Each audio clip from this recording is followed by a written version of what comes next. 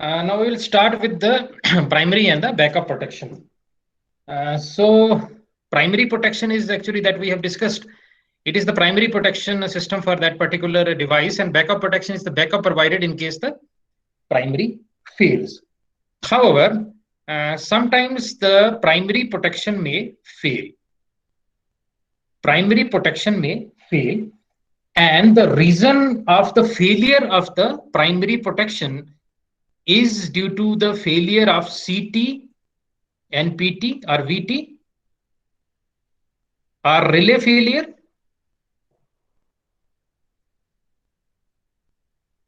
or the failure of the circuit breaker. So if the primary protection will fail, that may fail due to the failure of CT or PT or the relay or the circuit breaker. So if you see that one of the causes of the failure of the circuit breaker is the inadequate maintenance of trip battery circuit. It is due to the inadequate maintenance of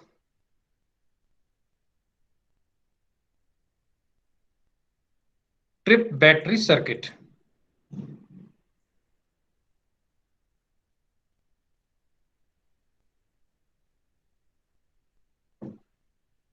And if let us suppose that primary protection fail, we have the second line of defense. Let us suppose that this primary protection will fail. Then in that very case, we will have the second line of defense, which is known as the backup protection. So this actually provides the another zone of protection, that is the backup protection. So this backup protection comes into picture only when the primary protection will fail.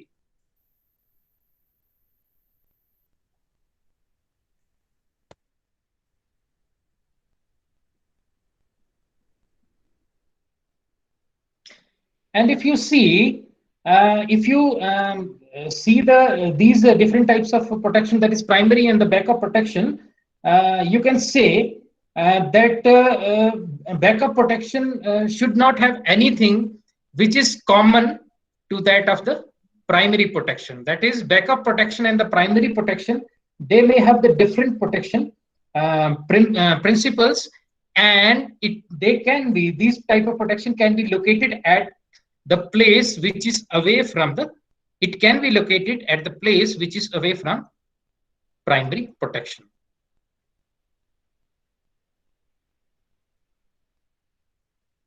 So the location and the principle can be different of backup protection. It can be different from that of that this primary protection. However, this backup protection, this is the second line of defense, that is the backup protection. It will wait for the primary protection to operate and issue the trip command to the associated circuit breaker. In other words, you can say that the operating time of this backup protection,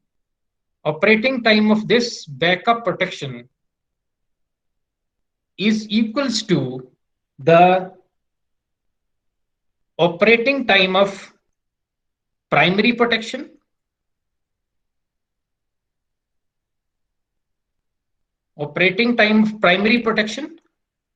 plus operating time of the circuit breaker.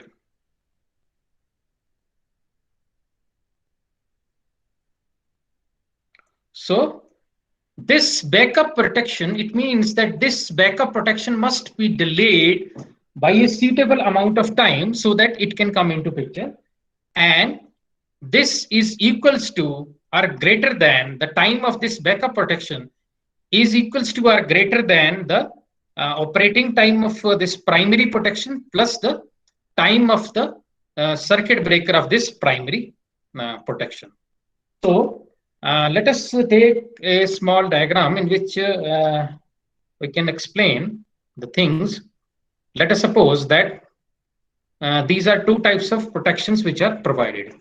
In this case, you will see that here we have the transmission line. And in this transmission line, you will have the two relays. One relay is this one, and second relay is this one. That is the whole of the protection system is this, in which we have the CTs, PTs, and associated circuit breaker. Now, in this case, you will see that this is the primary protection system,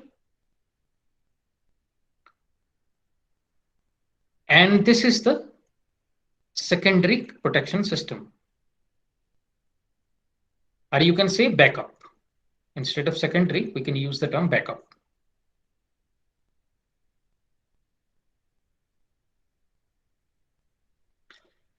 Now, on this axis, you will have the operating time on this axis. Now, from this, you will see that the operating time of this backup protection, operating time of this TA backup protection is equals to the operating time of this primary protection plus selective time interval. That is, the TA is equals to TB plus some selective time interval. This time interval can be timed for the circuit breaker to operate or any other time. It depends upon the knowledge of the operator, that how he sees the things and how he has the setting of primary and the backup protection. Now, let us take the case of a sequence of events which are happening in the primary and the backup protection. Let us take another diagram.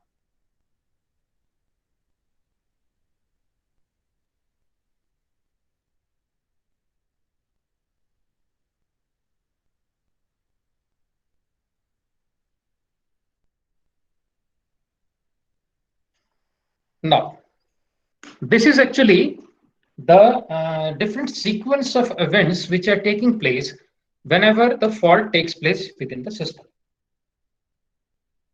And in this case, we have the backup protection. The time of that backup protection is greater than the fault clearing time that is provided by the this primary protection. That is, it is clear from this. This is time of the backup protection.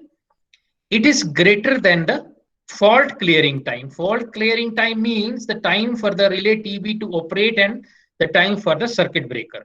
So in this case, whatever is desired, as we have discussed, that backup relaying time is greater than the primary fault clearing time. So this is the condition in that very case. Now, let us suppose what happens. Now, let us suppose the fault takes place. Now, fault happens. So we have first fault instant. Now, when the fault takes place, primary relay RB operates. This axis is the time axis. So the primary relay RB operates. So RB starts operating. Now, when the primary relay starts operating, in that very whenever the fault is there, backup relay also starts operating. However, the time of the operation is larger. However, but whenever the fault takes place, the backup relay also starts operating.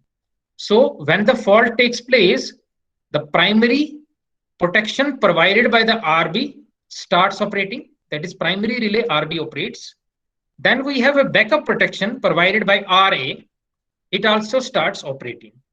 Now, when the relay, in case of RB operates, what it do? It will give the command to the associated circuit breaker. So, primary protection issues the trip command to the primary circuit breaker CB. So, primary protection issues the trip command to the primary circuit breaker, and let the circuit breaker be CB. And then after that, the primary circuit breaker starts operating. The primary circuit breaker starts operating. And after some time, if you see here, at this point 3, the primary circuit breaker CB trips and current returns to the normal value. It means that the primary circuit breaker will operate and as a result, the current returns to the normal value. However, when the backup protection will see it as that the fault has also been isolated, so the backup protection which is provided by the RA, it resets. It doesn't give any command. So again, we can discuss that is when the fault occurs in the system, then at the fault instant, the primary protection is provided by RB, it starts operating. Both the protections, primary and backup system, it start operating. That is RA and RB. Both of are these start operating. However, the time of this RB is the RA on RB. RA is actually the backup protection. The time of this backup protection is delayed. However, whenever they see the fault, they starts operating. Then this RB will issues the command to the primary circuit breaker, and when it issues the command to the primary circuit breaker, it starts operating. The operation starts. And then the primary circuit breaker breaks the circuit and returns the current to the normal. However, if you see, if the primary circuit breaker does not trip and the current doesn't return to the normal, in that very case, the backup protection will not reset, and as a result, it will provide the protection to that. So this is how the protection works. That is, this is how the primary and the secondary protection works, that there is the coordination between the primary and the secondary protection. This is the case when we have the primary, that is backup relaying time is greater than the primary fault clearing time. Now, let us take one another case.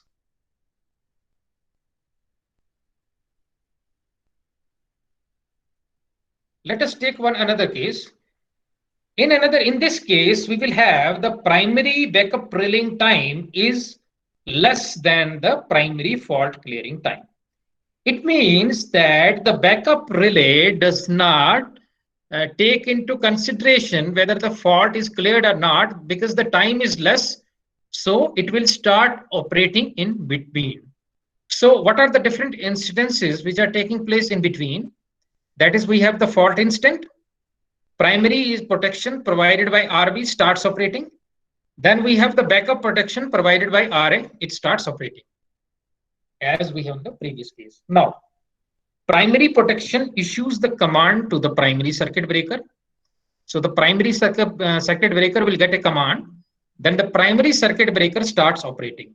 Now, since the time, as we have fixed in the previous case, it is not in this case, we have the less time that we have fixed for the backup protection. So backup protection also issues the command to the backup circuit breaker, and the backup circuit breaker starts operating. And as a result, what happens? The primary circuit breaker trips, and as a result, the backup protection will also trips. So this is the case in which there is the maloperation of the relay.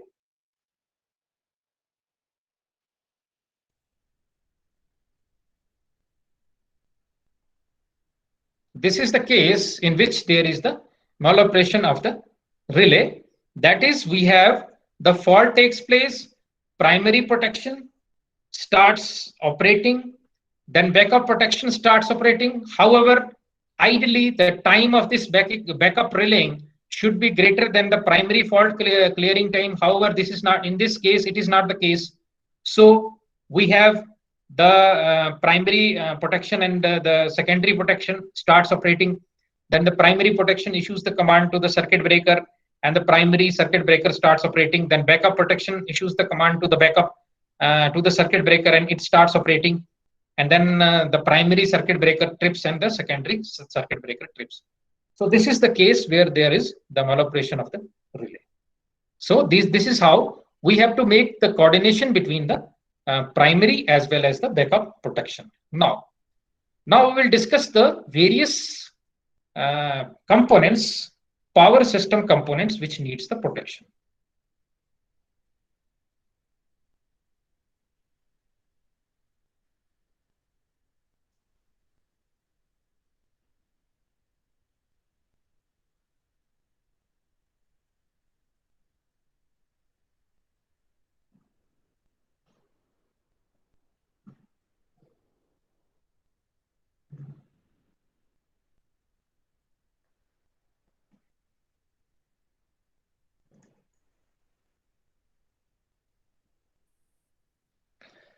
So various power system components which needs protection. We have the alternator.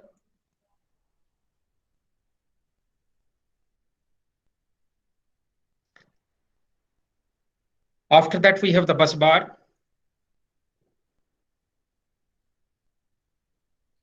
Then we have transformers.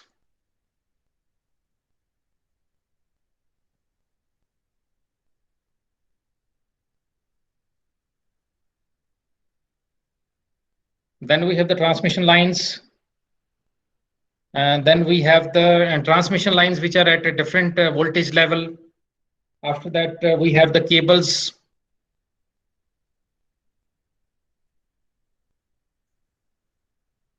Then we have synchronous motors.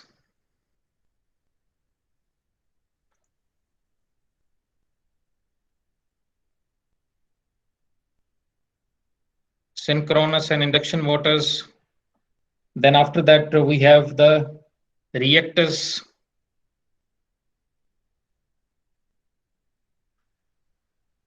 Then after the reactors, we will have the capacitors.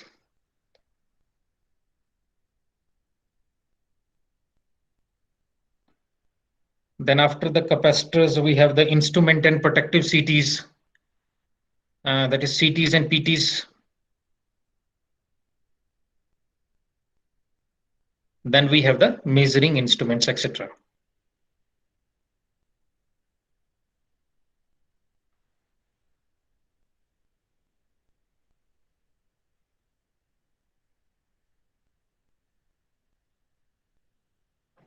So we have the various elements which needs protection. Even household, if you see, in our household, we have all the devices which needs the protection.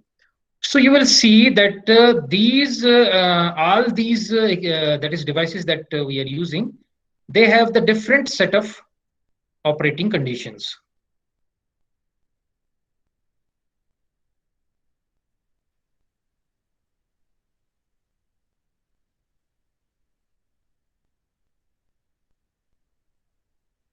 So they have the different set of operating conditions. If you take the case of the transmission line, if you take the case of the transmission line, so the transmission line is geographically spread over the large area that is covering the very long distance. It covers the large area. And if you take the case of the transformer, so transformer is localized.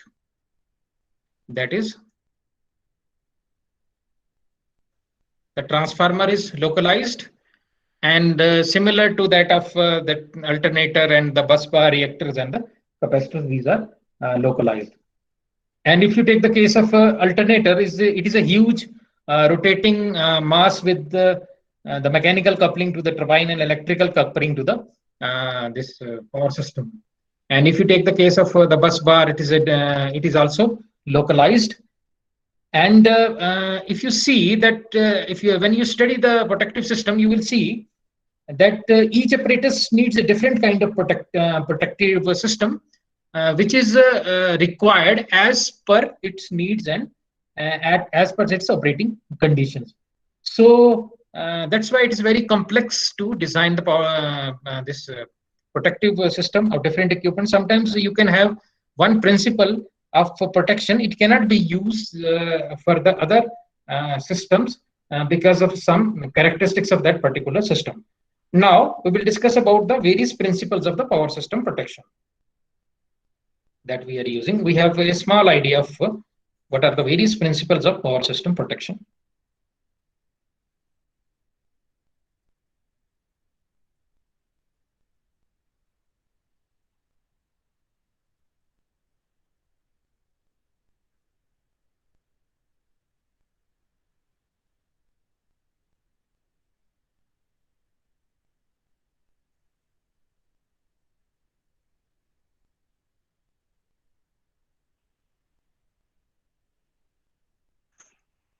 So various principles of the power system protection.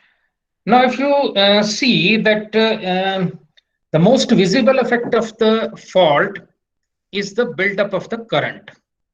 So the visible effect that we see is the current buildup. It is the buildup of current.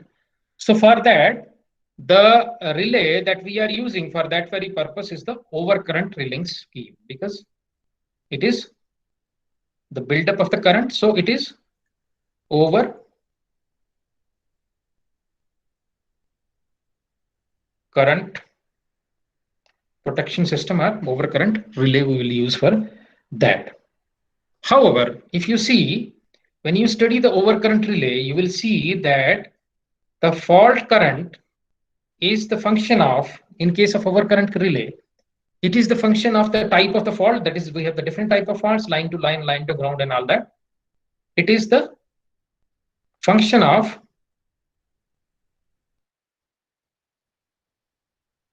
type of fault and the source impedance.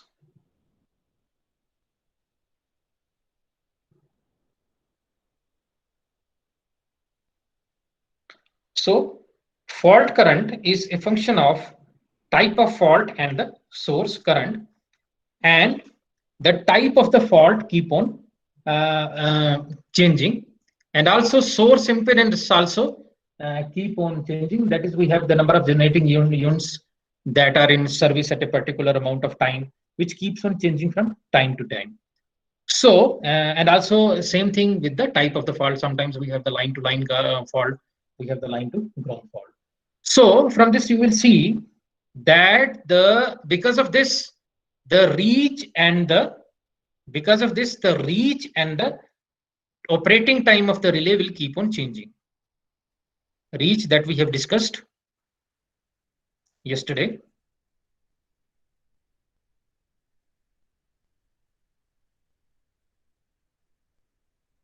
So reach and the operating time of the relay keep on changing depending upon the fault and the source impedance. So this had actually lead to the engineers to think about the different principles. Another principle that is used and it is very appealing, it is known as the differential protection. Another principle that is used is the differential protection.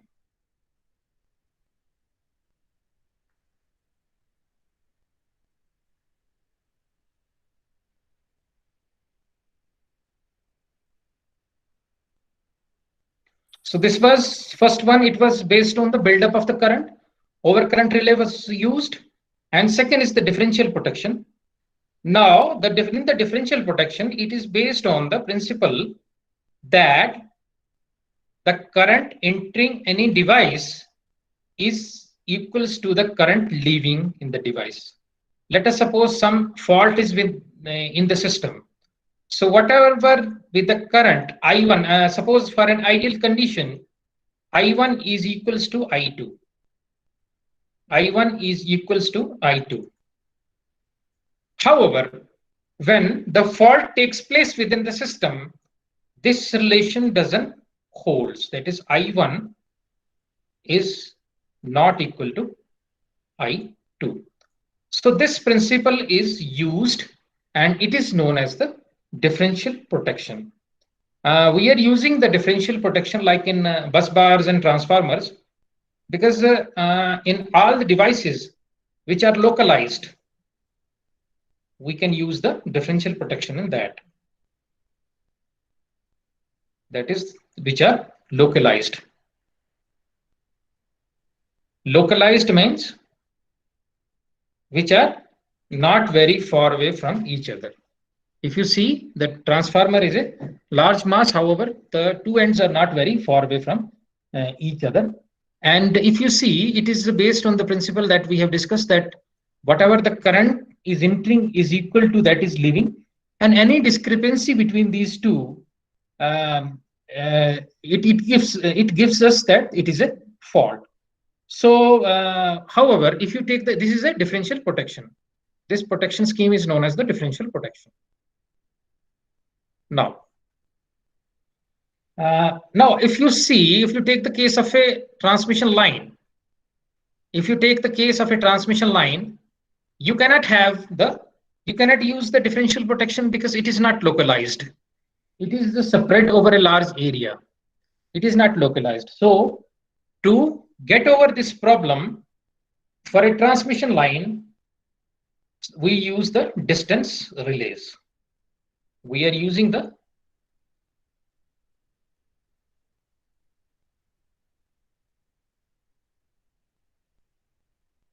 distance relays for the protection of transmission lines. Now, what happens in the distance relays? What the distance relay will do, distance relay will get the information of the voltage and the current. It will get the information of the voltage and the current in a transmission line, and at the same end, and it measures the impedance. That is, if you take the ratio of voltage and current, it will give the impedance between the relay location and the fault point. Between the relay location and fault point.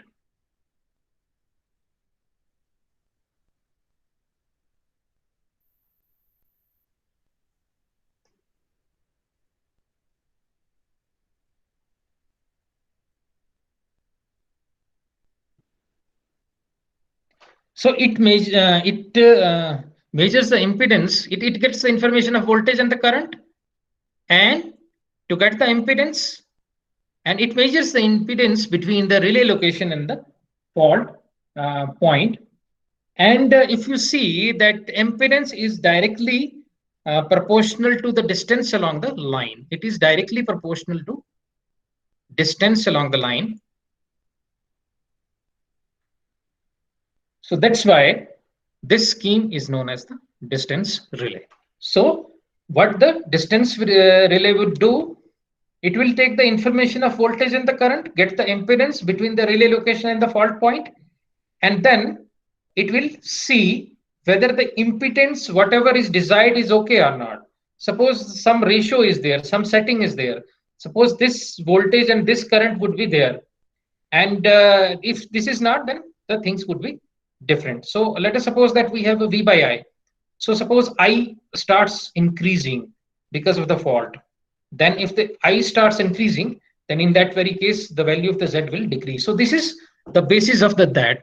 So since this impedance is directly proportional to the distance, so we can call it as a distance relay. Now sometimes what it is desired that we should have the current which is flowing in one direction. We should have the current which is flowing in the one direction, and in the other direction, if the current is flowing, then in that very case, it is fault. So for that very purpose, we are using the directional relays.